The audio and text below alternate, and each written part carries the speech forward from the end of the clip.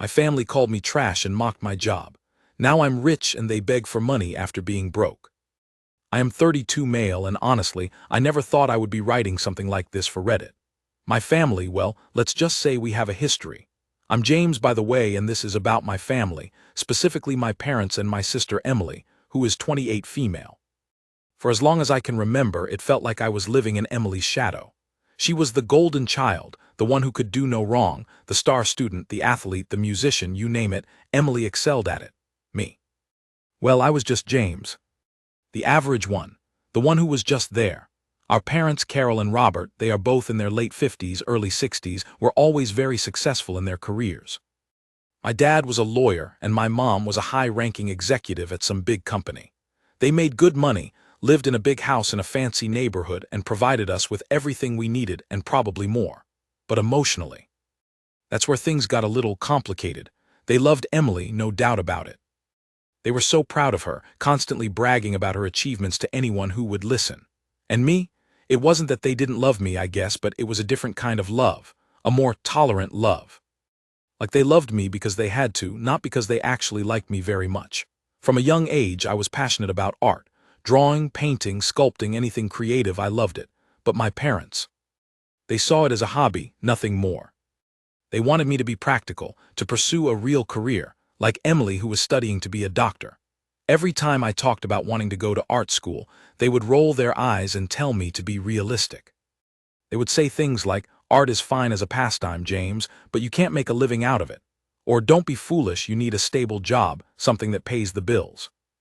Emily, of course, was always there to chime in with her 2 cents. "Yeah, James, you'll end up being a starving artist living in a cardboard box. Thanks, sis, real supportive." So I did what they wanted. I went to a respectable university and got a degree in business administration.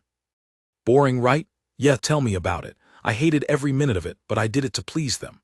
After graduation, I got a job at a small office doing data entry. Thrilling, I know. It paid the bills just barely, and it was soul-crushing. My parents, of course, were proud that I had a real job, even though I was miserable. Every family gathering, every holiday dinner, it was the same old story. Emily's accomplishments were celebrated, and my life choices were subtly, and sometimes not so subtly, mocked. "Oh, James is still doing data entry? How interesting." That was my mom's favorite line, said with a tone that dripped with condescension. My dad would just shake his head and sigh, and Emily would smirk. Meanwhile, in my spare time, I kept doing my art. It was my escape, my passion, the only thing that kept me sane. I started posting my artwork online on social media just for fun, not expecting anything from it. And then something unexpected happened. People started liking it, really liking it. I started getting followers, comments, messages, people asking if they could buy my art. At first, I was just giving it away, flattered that anyone would even want it. But then people started insisting on paying. So I set up a small online shop just to see what would happen, and to my surprise, it started selling. Slowly at first, but then it picked up. More and more people were buying my prints, my original pieces, even commissioning custom artwork. I was making a little extra money on the side, which was nice, but more importantly, I was actually enjoying what I was doing. For the first time in a long time, I felt like I was doing something meaningful, something that I was good at, something that made me happy. I told my parents about my little art business, thinking maybe, just maybe, they would be a little bit impressed. Boy, was I wrong. They laughed, literally laughed in my face. "You're selling your little doodles online. That's cute, James." That was my dad. My mom was even worse. "Don't quit your day job, honey. You're not going to make any real money doing that." Emily just snorted. "Yeah, right. Next you'll be telling us you're going to be the next Picasso." Charming. I was hurt, of course, but I was also starting to get used to it. Their negativity, their lack of faith in me, it was just their default setting. So I just shrugged it off and kept doing my thing. I worked my data entry job during the day, and I spent my evenings and weekends creating art and running my online shop. And guess what? My little side hustle kept growing. More followers, more sales, more commissions. I was starting to make decent money, actually. More money than I was making at my data entry job. I started thinking maybe, just maybe, I could actually make a living out of this. Maybe my parents were wrong. Shocking, I know. It took me another year or so, but eventually, I reached a point where I was making enough money from my art to actually consider quitting my day job. It was a scary thought, leaving the security of a stable paycheck to pursue my passion full-time. But the thought of spending another day doing data entry was even scarier. So I took the plunge. I quit my job and decided to become a full-time artist. I didn't tell my parents right away. I was afraid of their reaction, of their inevitable mockery and disapproval. I wanted to wait until I had proven them wrong, until I was undeniably successful. For the first few months, it was tough. There were ups and downs, moments of doubt, moments of panic. But I kept working hard, kept creating, kept marketing myself online. And slowly but surely, things started to fall into place. My online shop became more popular. I started getting featured on art blogs and websites. I even got invited to participate in a few local art exhibitions. My income was still fluctuating, but overall it was steadily increasing. And most importantly, I was happy, truly happy.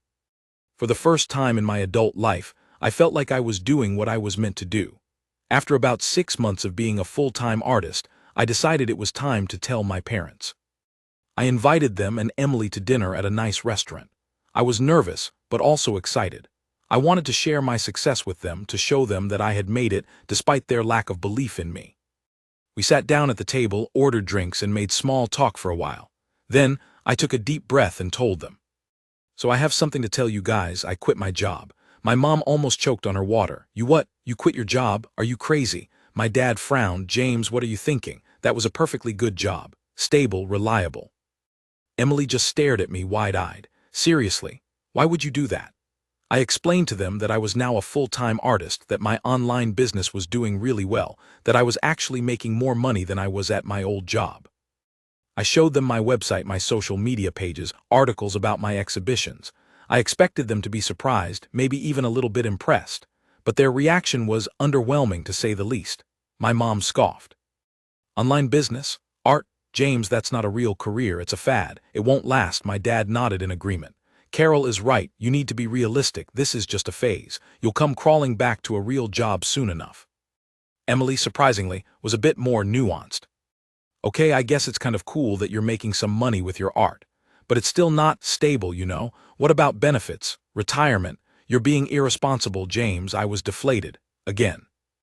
I had hoped, foolishly perhaps, that they would finally see me, finally acknowledge my success, finally be proud of me. But no. They were still stuck in their old patterns, still dismissing me, still belittling my dreams. I didn't argue with them. I just finished my dinner, paid the bill, and went home. I realized then that I would never get their approval, their validation. And maybe, just maybe, I didn't need it anymore. I had my own success, my own happiness, my own life. And that was enough. Years went by. I kept working hard, kept growing my art business. It wasn't always easy, there were challenges and setbacks, but overall I was doing incredibly well. My online shop was thriving. I was selling my art all over the world. I was getting commissions from big companies and famous clients. I was making really good money, enough to buy a nice house, a fancy car, travel the world. I was living the life that I had always dreamed of, and my parents and Emily, they were still living their lives too. Emily became a doctor just like they wanted. She got married, had kids, the whole 9 yards. My parents retired, sold their big house, and moved to a smaller place closer to Emily and her family. We still saw each other occasionally, at holidays and family events. But the dynamic was always the same. Emily was the successful one, the pride of the family, and I was James, the artist, the one who had taken a risky path, the one who was still not quite respectable in their eyes.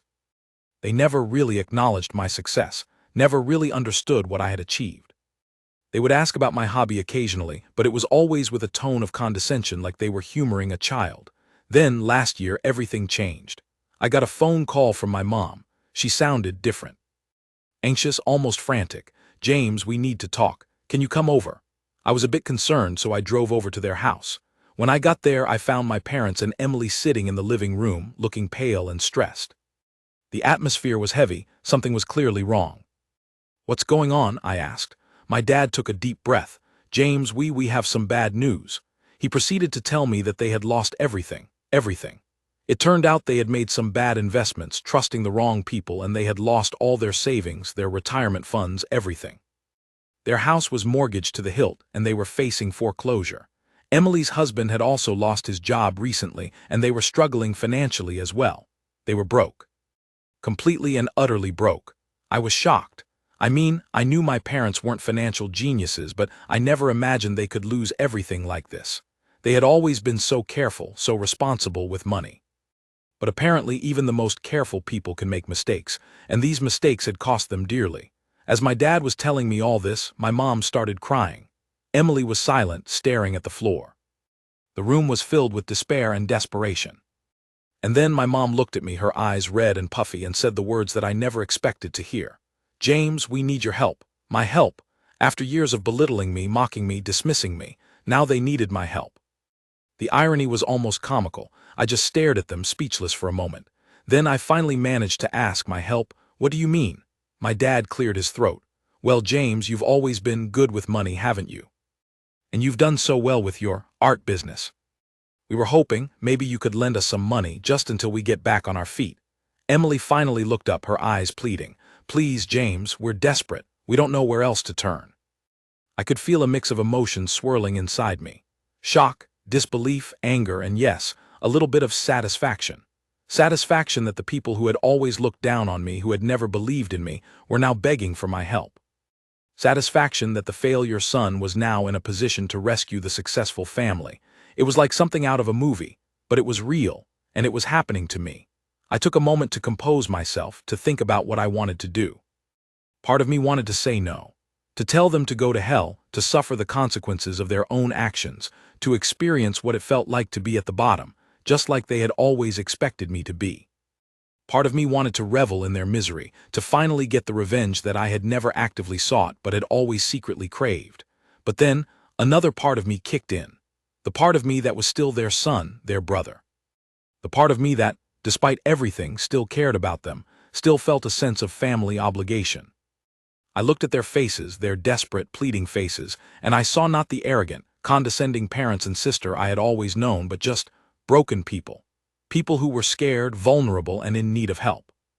And I realized that I couldn't just turn my back on them, not completely. I might not forgive them for everything they had done and said, but I couldn't just let them fall and suffer, not my own family. So I took another deep breath and said, "Okay, I'll help you." Relief washed over their faces. My mom started crying again, but this time they were tears of gratitude. My dad let out a sigh of relief. Emily actually smiled, a genuine smile, the first one I had seen from her in years. "Oh, James, thank you so much. We don't know what we would have done without you." I held up my hand. "Wait, hold on. Let's not get ahead of ourselves." I said, "I'll help, but it's not going to be a blank check. We need to talk about the details." We spent the next few hours discussing their situation, going over their finances, figuring out what they needed and how I could help. It turned out they needed a significant amount of money to pay off their mortgage, cover their debts, and get back on their feet. It was more than I had initially anticipated, but I could afford it. Thanks to my hobby, my fad, my unstable art business, I was now in a position to bail out my entire family. The irony was still not lost on me. I agreed to lend them the money they needed, but on my terms. I wasn't going to just hand them a pile of cash and say, "Here you go, spend it wisely." I wanted to make sure that this was a genuine helping hand, not just a temporary fix that would enable them to repeat their mistakes. I set up a repayment plan, with reasonable interest rates, just to make sure they were serious about paying me back. I also insisted on being involved in their financial decisions, at least for a while, to help them get back on track and avoid making the same mistakes again. They agreed to everything, readily and gratefully. They were in no position to argue. Over the next few months, I helped them navigate their financial crisis. I paid off their mortgage, helped them consolidate their debts, and gave them a monthly allowance to cover their living expenses. I also helped Emily's husband find a new job, using some of my connections. Slowly but surely, they started to get back on their feet. It wasn't easy and it took time, but they were making progress. And something else changed too. Our family dynamic. For the first time in my life, I felt like I was being treated with respect, with genuine appreciation. My parents stopped mocking my art business. In fact, they started bragging about it to their friends. "Our son is a very successful artist, you know. He sells his work all over the world." Emily stopped being condescending and started treating me like an equal, a brother, a friend. She even asked me for advice on her own career and finances. It was like the financial crisis had somehow reset our family relationships, stripping away the old patterns of favoritism and resentment, and replacing them with something more real, more honest. It wasn't perfect, of course. There were still moments of awkwardness, moments of tension, moments when the old dynamics threatened to resurface. But overall, things were better, much better. We were actually talking to each other, listening to each other, supporting each other. We were becoming a family in a way that we had never been before. And it was all thanks to my hobby, my fad, my unstable art business that had become my salvation, and ironically my family's too. Am I wrong here? I mean for helping them. Sometimes I wonder if I should have just let them suffer the consequences. But then I see my mom's grateful smile, my dad's newfound respect, Emily's genuine affection, and I know that I did the right thing. Maybe this is my revenge in a way. Not by letting them suffer, but by showing them that I am not the failure they always thought I was, by proving them wrong, and by helping them when they needed it most. And maybe, just maybe, by finally building a real family, based on mutual respect and love instead of resentment and mockery. Update 1. I'm honestly shocked at how many people responded to my original post. I really just needed to vent to get it off my chest, and I didn't expect so many people to actually read it and comment. Thank you all for your kind words, your support, and your advice. It really means a lot to me. A lot of you asked for updates, so here is a little bit more about what has happened since I helped my family. First of all, yes, they are paying me back. Slowly but surely, but they are making regular payments according to the plan we agreed on. I didn't want to make it too easy for them. I wanted them to learn a lesson from this whole experience. And they are. They are much more careful with their money now, they are living more frugally, and they are actually working on rebuilding their financial security. My dad even got a part-time consulting job, and my mom is taking online courses to update her skills so she can go back to work as well. Emily's husband is doing well in his new job, and they are also contributing to the repayment plan.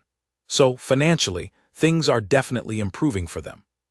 But more importantly, our family relationships are continuing to evolve in a positive direction. We are spending more time together, not just at holidays and family events, but also just casual dinners, weekend outings, things that we never used to do before. My parents are actually interested in my life now, in my art, in my business. They ask me questions, they listen to my answers, they even offer suggestions and advice, which is a first. They are also starting to understand and appreciate what I have achieved. My mom even framed one of my prints and hung it in their living room. That's a big deal, trust me. Emily and I are also closer than ever. We actually talk on the phone regularly now, just to chat, to catch up, to share what's going on in our lives. We even started a book club together, reading the same books and discussing them. It's something that we would never have done before. We were always too different, too competitive, too distant. But now, we are actually connecting as sisters, as friends. It's kind of amazing, to be honest. Some of you asked if I have forgiven them completely. That's a tough question. I don't know if I can ever completely forget all the years of being belittled and dismissed. Those wounds run deep, but I am working on it. I am trying to focus on the present, on the positive changes that are happening in our family. I am trying to give them a second chance, and maybe, just maybe, a chance for all of us to build a better future together. It's a process, it's not going to happen overnight, but I am hopeful, and I am grateful for all of your support and encouragement. It really helps to know that there are people out there who understand and who are rooting for me. Thank you, Reddit. Update 2. Another update, as requested by many of you. Things are still progressing positively with my family. Financially, they are doing much better. They are on track with their repayment plan, and they have managed to rebuild some of their savings. My parents are both working part-time and enjoying it. They say it gives them a sense of purpose and keeps them active. Emily's husband got a promotion at his job, and they are also doing well. So the financial crisis seems to be behind them, thankfully. But the biggest changes are still in our family relationships. It's like we are all making a conscious effort to be kinder, more supportive, more understanding of each other. My parents are actually nice to me, like genuinely nice. They compliment my art, they ask about my plans, they are interested in my life. It's still a bit surreal to me after all these years of negativity, but I am definitely enjoying it. They even came to my latest art exhibition, and they were actually enthusiastic about it. They brought their friends, they bought prints, they even introduced me to some potential clients. It was heartwarming to say the least. Emily and I are continuing our book club, and we are also doing other things together. We went on a weekend trip together recently, just the two of us, to a nearby city. We explored museums, went shopping, had nice dinners, just hung out and talked. It was like a sister bonding trip, something that we never had when we were growing up. We laughed, we shared memories, we even talked about some of the difficult times in our childhood. It was surprisingly cathartic, and it brought us even closer. I also had a really honest conversation with my mom recently. We were just talking about family, and she actually apologized to me for everything. For not believing in me, for dismissing my dreams, for favoring Emily, for all the hurtful things they had said and done over the years. It was a tearful conversation, and it was incredibly meaningful. It felt like a real apology, not just lip service. And I accepted it. I told her that I forgave her and that I wanted to move forward and build a better relationship with them. She was so relieved and grateful, and we hugged for a long time. It was a moment of real healing for both of us. So things are definitely good. Not perfect, but good. We still have our moments, our challenges, our old habits that sometimes resurface. But we are working on it, we are making progress, and we are becoming a real family, finally. And it's all thanks to this whole crazy experience, this financial crisis that brought us to our knees and forced us to reevaluate our priorities and our relationships. Sometimes it takes a crisis to shake things up and force people to change. And in our case, it seems to have worked in a strange and unexpected way. Thank you again for all your support and encouragement. It really means the world to me. Update 3. Final update, I think. Or at least the last major update for now. Things are amazing. Honestly, I never thought my life and my family could be this good. Financially, my parents are completely back on their feet. They have repaid me in full, with interest, just as we agreed. They are both still working part-time, but they are also enjoying their retirement, traveling, pursuing their hobbies, and spending time with friends. They are happy, healthy, and secure. Emily and her husband are also thriving. He got another promotion, and she is doing incredibly well in her medical career. They are planning a family vacation, and they are even talking about moving to a bigger house. Everyone is doing great, basically. And our family relationships, they are stronger and closer than ever. We are a real family now in every sense of the word. We support each other, we celebrate each other's successes, we comfort each other in times of need. We have honest conversations, we laugh together, we cry together, we just are there for each other. It's a beautiful thing, and I am so grateful for it. My parents are now my biggest fans, my biggest supporters. They are so proud of my art, of my business, of everything I have achieved. They tell everyone about me, they show off my artwork, they brag about my success. It's a complete 180 from how they used to be, and it feels incredible. Emily is not just my sister anymore, she is also one of my closest friends. We talk almost every day, we share everything with each other, we rely on each other for support and advice. We are planning another sister trip soon, maybe to Europe this time. We are making up for lost time, and it's wonderful. And me. I'm happier than I have ever been. My art business is booming. I'm making more money than I ever dreamed of. I am living my dream life. But more importantly, I have a loving, supportive family, a family that I can count on, a family that loves and appreciates me for who I am. And that is priceless. Looking back on everything that has happened, I realize that sometimes the worst things in life can actually lead to the best outcomes. The financial crisis that my family went through was devastating, but it also forced us to confront our issues, to change our patterns, to rebuild our relationships. It was a painful process, but it was also a transformative one, and in the end it brought us closer together and made us a stronger, more loving family. So, am I wrong for helping them? Absolutely not. It was the best decision I ever made, not just for them but for myself too. It was the ultimate revenge in a way. Not by letting them suffer, but by showing them love, compassion, and forgiveness, and by proving to myself and to them that I am not the failure they always thought I was. I am a success. And I have a family that finally sees me, appreciates me, and loves me for who I am. And that is all I ever wanted. Thank you again to everyone who followed my story and offered their support. It has been a journey, but we have finally arrived at a happy ending. Thank you for watching. If you haven't subscribed yet, please do so and hit the notification bell to stay updated with more shocking real-life stories happening around you.